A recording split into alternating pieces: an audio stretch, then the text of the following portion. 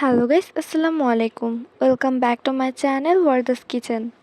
আজকের recipe hotel স্টাইলের সেই ফুলকো পরোটা। এই পরোটাটা মুখে দিলেই সাথে সাথে মিলিয়ে যাবে। তো চলুন দেখে নেওয়া যাক আমাদের আজকের এই সুন্দর রেসিপিটা। প্রথমেই আমি মেজারমেন্ট কাপের 4 কাপ ময়দা নিয়ে নিচ্ছি।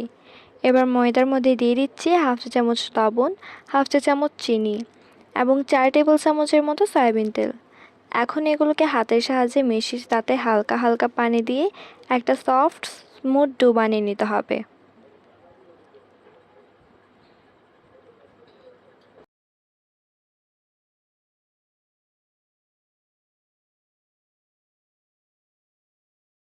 আমার ডোটা করা হয়ে গিয়েছে। এখন উপর থেকে হালকা একটু হাতের সাহায্যে তেল মাখিয়ে নিয়ে রেস্টে রাখবো 8 থেকে 10 মিনিটের জন্য।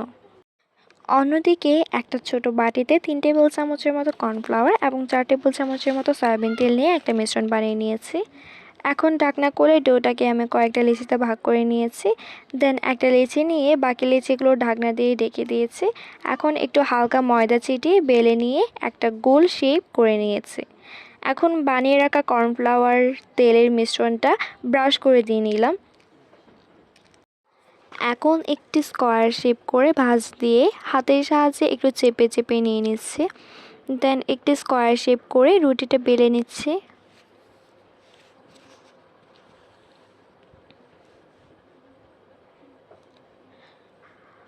আমার বেলা হয়ে গিয়েছে। অন্যদিকে চুলায় একটি প্যান বসিয়ে তাতে সামান্য তেল নিয়ে নিয়েছি। এখন রুটিটা আমি প্যানে দিয়ে ভেজে নেব।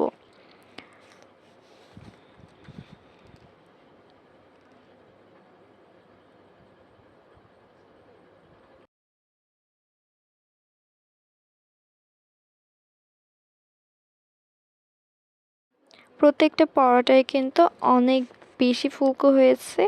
এভাবে আমি সবগুলো পরোটা ভেজে নিয়েছি। দেখতেই পারছেন কতটা সুন্দর হয়েছে, মাশাল্লাহ। এখন এই পরোটাটি আপনি চা কিংবা মাংসের সাথে পরিবেশন করতে পারেন। কোনো বাড়তি ঝামেলা ছাড়াই এই পরোটাটা আপনারা বাসায় বানিয়ে নিতে পারেন খুব সহজেই।